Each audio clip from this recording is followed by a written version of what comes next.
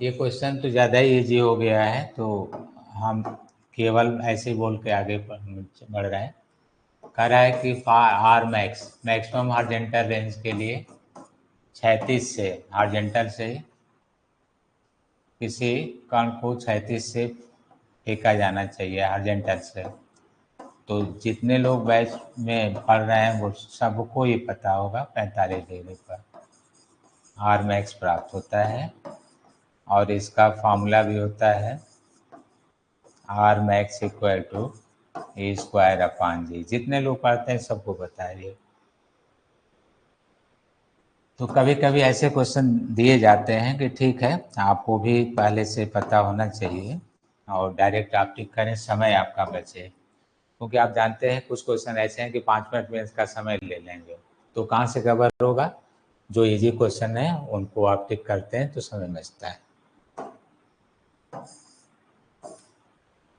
चलिए अब देखिए क्वेश्चन नंबर 11। क्वेश्चन नंबर 11, दो कण एक ही बिंदु से इतने कोण पर फेंके जाते हैं थीटा लेस देन। देखिए कह रहा है कि एक जो प्रोजेक्ट किया गया है वो मान लीजिए बीटा है, और एक प्रोजेक्ट किया गया है वो मान लीजिए अल्फा है। दोनों का रेंज समान है। ये चीज़ कहा नहीं बल्कि कह रहा कि उनके परासों का अनुपात बताइए। तो यदि अल्फा और बीटा का सम 90 हो जाए तो परासों का अनुपात 1 के ही बराबर आएगा।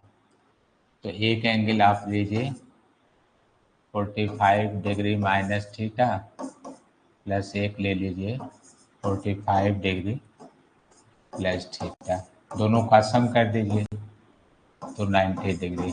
दोनों का सम 90 है अर्थात परास एक ही होगा।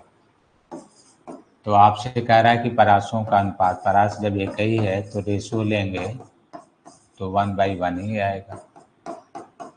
तो रेशियो होगा R1R2 रेशियो 1:1। तो इसमें पहला आंसर आपका होगा जो अभी अभी पढ़ रहे थे आप। ठीक है, समझ में आ गया।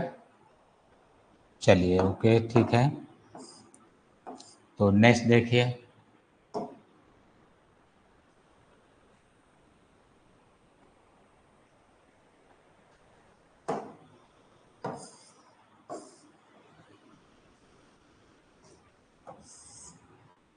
किसी ग्रह पर किसी प्रक्षेप द्वारा किसी समय t में चली क्षैतिज दूरी x है।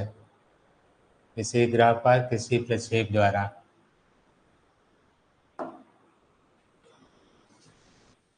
t समय में चली गई दूरी, तो distance parallel to x axis 60 and y axis 80 minus 15t square. तो प्रक्षेप का प्रारंभिक वेग होगा। तो कह रहा है कि फाइंड इनिशियल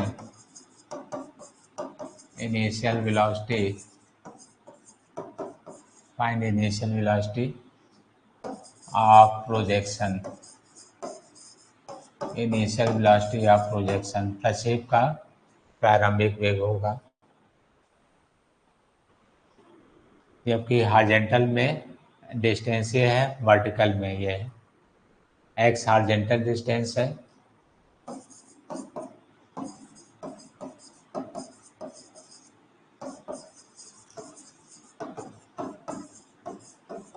और वाई आपका वर्टिकल।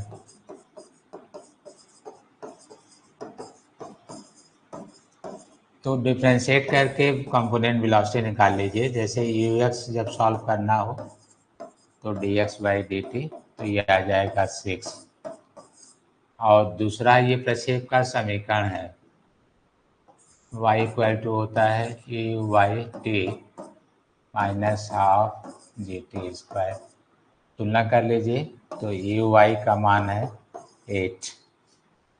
अब वेक्टर जो होता है आपने कंपोनेंट के सम के इक्वल होता है, वेक्टर सम के इक्वल होता है। अब इसका मॉड ले लीजिए, तो एक है 6 का स्क्वायर, दूसरा है 8 का स्क्वायर, 36 64 100 का 10 मीटर पर सेकेंड। तो इस तरह से इजी था, लेकिन ट्रिकी भी है, ये भी ध्यान रखिएगा। आप एक्स कंपोनेंट तो निकाल लेते हैं, वाई में आप ध्यान नहीं देंगे, क्योंकि जब भी प्रोजेक्ट किया जाता है, ये आपको समझाया गया है कि जब प्रोजेक्ट आप करेंगे तो इसके दो कंपोनेंट होंगे, एक तो इधर यू एक्स होगा और इस साइड ये यू वाई होगा, अर्थात जो हाइट कवर कर रहा है यू वाई से कर रहा है, U Y T plus half D T square. तो जब यहाँ कुछ लिखा है तो ये कंपोनेंट यू वाई है। ठीक है, क्लियर हो गया। इसको डिफ्रेंशिएट करके यू एक्स, और ये ऑलरेडी बिना डिफ्रेंशिएट किए यहाँ से मिल गया, दोनों का सम वेक्टर के इक्वल होगा। किसी सदिश का मान सदिश घटकों के सदिश योग के बराबर होता है। अब vector is equal to vector sum of their component. Mod ले लीजिए, वैल्यू आ गया, तो इसमें आंसर आ जाएगा 10 मीटर पर सेकेंड। तो नेक्स्ट क्वेश्चन चलिए देखिए, इसमें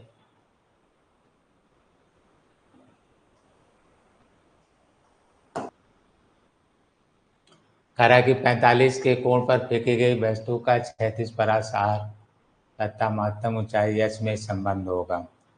ये भी ठीक क्वेश्चन है, आपसे गलती होती है। कह रहा है कि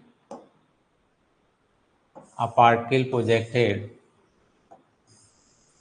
from horizontal with inclination 40 degree, velocity u, range r, height h। तो आपको बताना है कि r और h का रिलेशन क्या होगा। तो इसमें फाइंड रिलेशन बिटवीन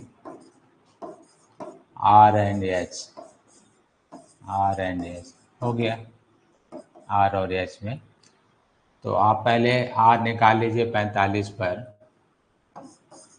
तो r जब 45 पर लेंगे तो e स्क्वायर साइन 2 इंटू 45 अपान जी, ये वैसे भी मैक्सिमम है, तो e स्क्वायर अपान जी ये आ गया r का मान। जब h आप लिखिएगा तो e square sine square 45 degree upon 2g।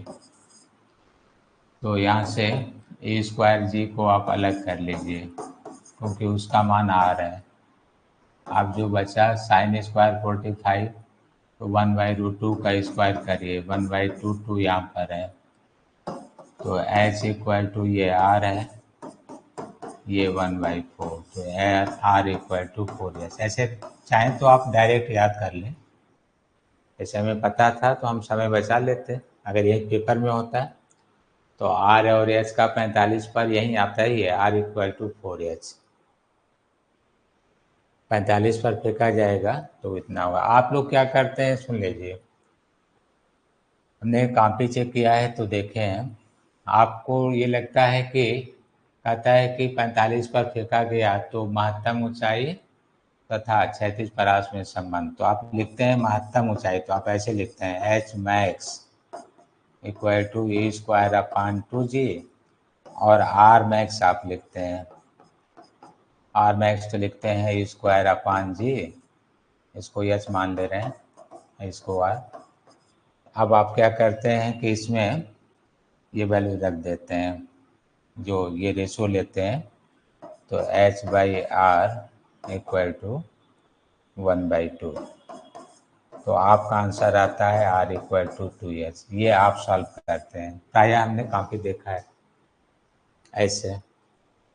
तो आपको ये अलग से कहाँ 90 दे दिया है, कहीं प्रश्न में आई नहीं। ये तो तब होगा जब आप यहाँ पर साइन 2 थीटा की वैल्यू ऑलरेडी आप 90 लेके चल रहे हैं ऐसे टोटल, जबकि कहीं नहीं दिया है।